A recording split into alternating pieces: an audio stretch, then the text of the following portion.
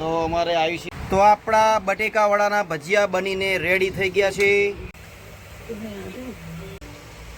આવી રીતે।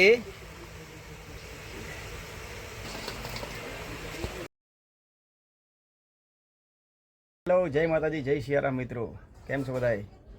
આજના વિડીયોમાં આપણે બનાવશું બટેકાવાળાના સરસ મજાના ટેસ્ટી અને ખાવામાં સ્વાદિષ્ટ એવા બટેકાવાળાના ભજીયા।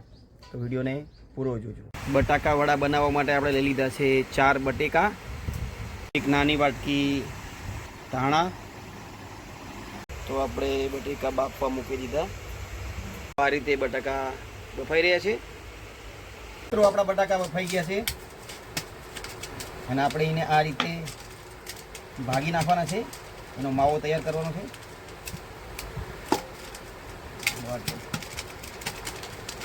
બટેકાને ભાગી નાખ્યા છે અને હવે આમાં મરચાં નાખી દીધા છે।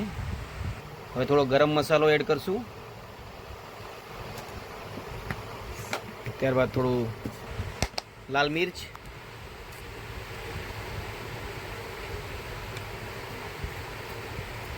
ચપટી હળદર,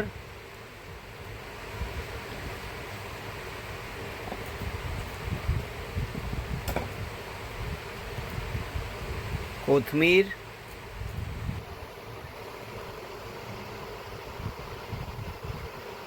અને સ્વાદ અનુસાર મીઠું, અને થોડું લીંબુનો રસ।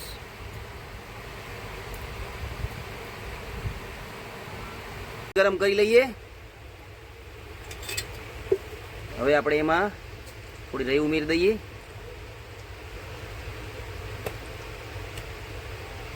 ચપટી હિંગ નાખશું,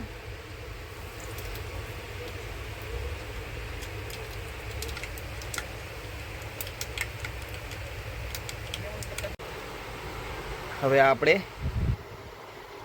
આમાં એડ કરી દઈશું ગરમ આ રીતે એકદમ મિક્સ કરી લેવાનું।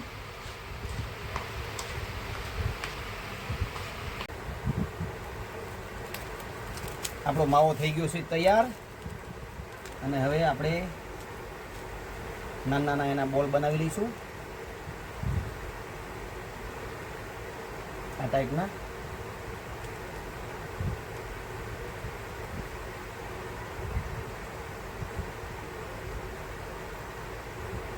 બોલ બનાવવાના છે। આ રીતે બધા બોલ્સ બનીને તૈયાર થઈ ગયા છે। હવે આપણે બનાવશું, આપણે લઈ લીધું છે ચણાનો લોટ 250 ગ્રામ, 2 ચપટી જેટલો સોડા નાખી દઈશું, પાણી ઉમેરી અને બેટર તૈયાર કરવાનું છે। બહુ પાતળું નહીં અને બહુ જાડું નહીં, એ રીતે એનું બેટર બનાવવાનું છે જેથી આપણા બટાકાવાળા સરસ બને। બેટર બનીને તૈયાર થઈ ગયું છે, જો આ રીતે કમ્પ્લીટ થઈ ગયું।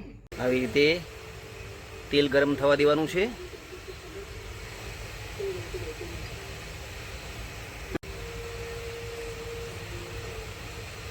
ધીમા તાપે મીડિયમ ગેસ ઉપર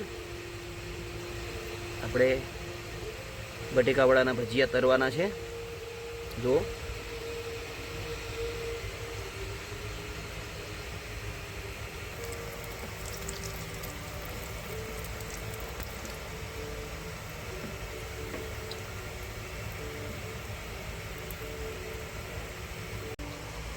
આવી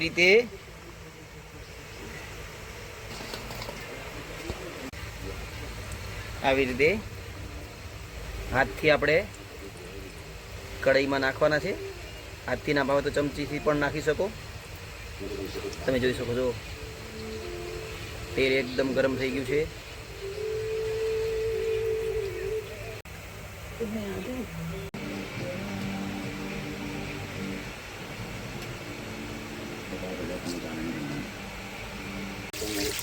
થોડા મરચાં તળી લઈએ તેલમાં। તો આપણા બટેકાવાળાના ભજીયા બનીને રેડી થઈ ગયા છે અને હવે બેસી ગયા છીએ આપણે જમવા। તો અમારે આયુષીબેન જમવા બેસી ગયા છે, ટેસ્ટ કરી હવે.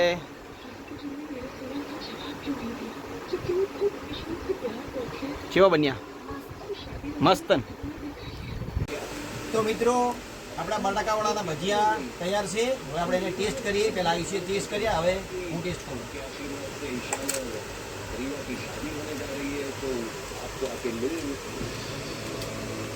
જોરદાર બન્યા છે, એકદમ ખાવામાં ટેસ્ટી છે અને ખૂબ મજા આવશે. મિત્રો તમે પણ ઘરે બનાવજો બટેકાવાળાના ભજીયા, એકદમ સરસ લાગે છે, ખાવામાં બહુ જ મજા આવે છે. તો અમારી આજની રેસીપી તમને કેવી લાગી એ આપ કોમેન્ટમાં જરૂર જણાવશો. અને હવે આજનો વ્લોગ અહીંયા એન્ડ કરીએ છીએ વિડીયો. તો વિડીયો ગમ્યો હોય તો લાઇક અને ચેનલને સબસ્ક્રાઈબ કરી મળીએ ત્યારે એક નવા જ વ્લોગમાં. ત્યાં સુધી જય માતાજી, જય સિયારામ.